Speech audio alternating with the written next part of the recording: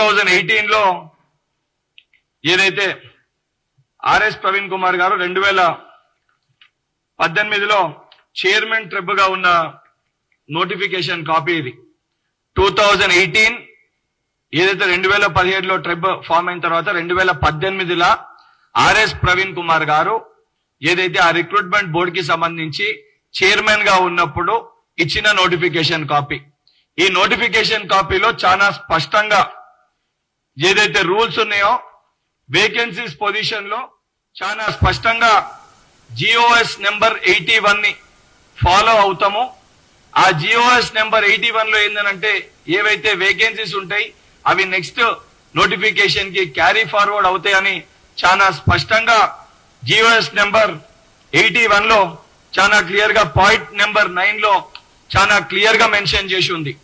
ఈ GOS number 81 కూడా ఏదైతే 22/2/1997 లో జిఓఎస్ నెంబర్ 81 వచ్చింది. దాన్ని చాలా క్లియర్ గా జిఓఎస్ నెంబర్ 81 ని అదే అంశాన్ని 2018 ఆర్ఎస్ ప్రవీణ్ కుమార్ గారు సార్ మీరేదైతే చైర్మన్ గా ఉన్నప్పుడు మీరు అదే రూల్ పొజిషన్ ని పెట్టి జిఓఎస్ నెంబర్ 81 ని ఫాలో అవుతామని చెప్పి మీరు దాని ప్రాతిపదికనే ఆ రోజు మీరైతే ఉద్యోగ భర్తీ ప్రక్రియని మీరు నోటిఫై చేసి మీరు ఉద్యోగాల్ని భర్తీ చేయడం జరిగింది. ఈ రోజు మీరు ఆ రోజు 2018లో నిజంగా చిత్తశుద్ధే ఉంటే ఏదైతే ఆ రోజున్న బీఆర్ఎస్ ప్రభుత్వానికి మీరైతే సంబంధించి ఆ బోర్డు చైర్మన్ గా వ్యవహరిస్తున్న మీరు దీని వలన ఇబ్బంది జరుగుతుంది, ఏదైతే సంబంధించిన స్టూడెంట్స్ కి వేకెన్సీస్ 1:1 పిలిస్తే నెక్స్ట్ ఉన్న వాళ్ళకి ఉద్యోగాలు రాదు అని చెప్పి మీరు భావించింటే అప్పుడే మీరు ఈ జిఓఎస్ నెంబర్ 81 లో మార్పులు చేర్పులు తీసుకొని వస్తే 2023లో ఏదైతే మళ్ళీ ఈ బోర్డుకి సంబంధించి 2023 బీఆర్ఎస్ పార్టీ ఇచ్చిన గురుకుల నోటిఫికేషన్ రెండోసారి ఇచ్చిన గురుకుల నోటిఫికేషన్ లో కూడా సేమ్ అదే రూల్ పొజిషన్ ఇక్కడ కూడా మెన్షన్ చేయడం జరిగింది. Vacancy rule position same rule position ఇక్కడ కూడా మెన్షన్ చేశారు. ఈ రూల్ పొజిషన్ లో కూడా చాలా క్లియర్ గా ఏమని రాసి ఉంది, the recruitment will be made to the vacancies notified before the examination. There shall be no waiting list as per GOs number 81 general administration department dated on 22/2/97. if the additional vacancies are reported by the government and addendum to be the effect will be issued అని very clear గా మీరు 2018లో ఏదైతే ఉండే same అదే 2023 ఏదైతే 2022 notification లో కూడా చాలా స్పష్టంగా అదే రూల్ పొజిషన్ ని కూడా పెట్టడం జరిగింది. దీన్ని బేస్ చేసుకుని 2018లో ఎప్పుడైతే మీరు చైర్మన్ గా ఉండే నిజంగా ఈ వాస్తవ పరిస్థితులు సరే మీ లెక్క నేను పెద్దగా చదువుకోకపోయినా సార్ నేను ఒక డాక్టర్ని, కాకపోతే మీరు రిక్రూట్మెంట్ బోర్డుకి సంబంధించి మీకు పూర్తి అవగాహన ఉంది కాబట్టి దూరదృష్టితోటి మీరు ఆలోచిస్తా ప్రతి సమస్య పైన పదే పదే మీరు మాట్లాడతారు కాబట్టి 2018లో నిజంగా దూరదృష్టితోటి మీరు ఆలోచించింటే ఆ రోజు ఈ వాస్తవాలు ఆ రోజున్న బీఆర్ఎస్ ప్రభుత్వానికి మీరు వివరించింటే జిఓఎస్ నెంబర్ 81 లో మార్పులు చేర్పులు తీసుకొని వచ్చింటే 2022లో సేమ్ అదే రూల్ పొజిషన్ వచ్చేదా? మొదటి ప్రశ్న. ఇంకొకటి బహుశా మీరు మర్చిపోయారేమో, ఈరోజు మీరు బీఆర్ఎస్ పార్టీలనే ఉన్నారు. బీఆర్ఎస్ పార్టీలనే ఈ యొక్క మీరే అన్నారు మేమిచ్చిన నోటిఫికేషన్లు మీరిస్తున్న ఉద్యోగాలు అని. మీరిచ్చిన నోటిఫికేషన్లోనే ఈ ప్రాబ్లంలు ఉన్నాయి. ఈ రోజు ఈ సమస్యలన్నీ ఉత్పన్నం కానికి కారణము కల్వకుంట్ల చంద్రశేఖరరావు గారు ఆలోచన లేకుండా ఏదైతే సంబంధించి నిపుణుల మాటలు వినకుండా మరి బహుశా 2018లో మీరు చెప్పిండ్రా చెప్పలేదా? మరి మీ మాట కేసీఆర్ గారు విన్నరా వినలేదా? మీరే సమాధానం చెప్పాలి దానికి. దాన్ని బేస్ చేసుకొని నేను చెప్పిన 2018లో మీరు మార్పులు చేర్పులు తీసుకొని వచ్చింటే ఈ రోజు 2022లో ఆ నోటిఫికేషన్ లో ప్రాసెస్ వచ్చేది కాదు.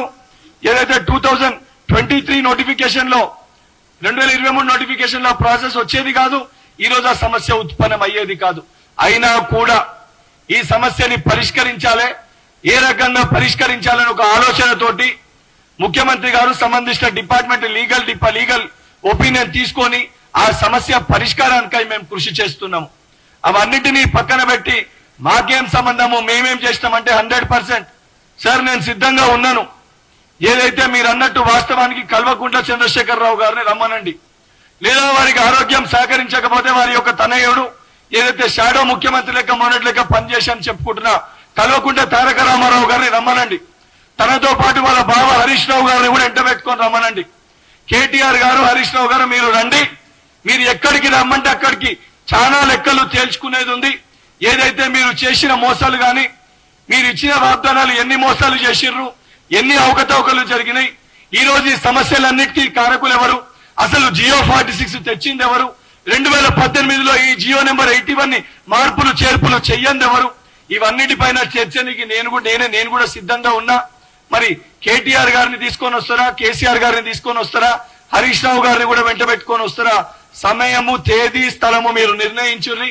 మీరు చెప్పిన తేదీకి, చెప్పిన సమయానికి, చెప్పిన స్థలానికి నేను రానికి సిద్ధంగా ఉన్నా.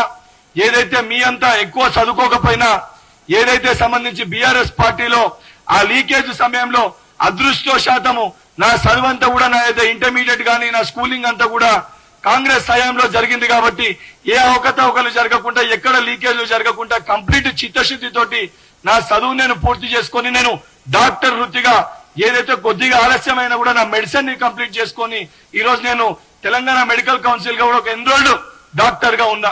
నాకున్న చదువుతోటి, నాకున్న జ్ఞానంతో, నాకున్న ఎవిడెన్సెస్ నేను బయటికి తీసుకొని వచ్చి పెట్టినా. ఎక్కడన్నా నా తరఫున తప్పులు జరిగితే నేను అంగీకరించి సిద్ధంగా ఉన్నా తప్ప 80,000 పుస్తకాలు చదివినా, 90,000 పుస్తకాలు చదివినా నాకంటే పెద్ద జ్ఞాని ఈ భూమి పైన లేడని చెప్పని కేసీ గారి యొక్క వ్యవహారం లెక్క నా వ్యవహారం ఉండదు సార్. నాకు చాలా స్పష్టత ఉంది. మరి నిజంగా మీకు స్పష్టత ఉంటే కేసీఆర్ గారిని బయటికి వచ్చి ఈ వాస్తవాలు చెప్పమని చెప్పండి. ఆయన మాకు పాఠాలు చెప్పిన గురువులు, నిజాయితీగా నీతితోటి నేను పుట్టింది, నా రాజకీయ అరంగేట్రం ఎన్ఎస్ఐ రాష్ట్ర అధ్యక్షుని లెక్కనే ఉన్నా. నేను గత 11 సంవత్సరాలకెళ్ళి కాంగ్రెస్ పార్టీలో ఉన్నా. ఏదైతే నా గురువులు నేర్పారు, ఒక సిద్ధాంతాల పరంగా ఏ పార్టీలో అయితే ఉంటామో, దేంట్లో ఉంటామో ఆఖరి శ్వాస వరకు దాంట్లోనే ఉండాలని చెప్పి నాకు నేర్పారు. నేను సంవత్సరానికి 3 పార్టీలు, ఏదైతే 3 వ్యక్తుల దగ్గరికి పోయే ఒక వ్యక్తిత్వం నాది కాదు. వాస్తవానికి నిజంగా మీకు చిత్తశుద్ధి ఉంటే బీఆర్ఎస్ పార్టీని గతంలో మీరు తిట్టిన మాటలు, బీఎస్పీ పార్టీలో మీరు ఉన్నప్పుడు గడీల గురించి మాట్లాడిన మాటలు, అవన్నిటినీ గుర్తు చేసుకొని అన్ని విషయాలపైన ఆ కుటుంబం, కల్వకుంట్ల కుటుంబంకి ఒకరిని, తన్నీరు హరీష్ రావు గారిని వెంట పెట్టుకొని వస్తే మీరు ఎక్కడంటే అక్కడ బహిరంగ చర్చకి నేను సిద్ధంగా ఉన్నాను.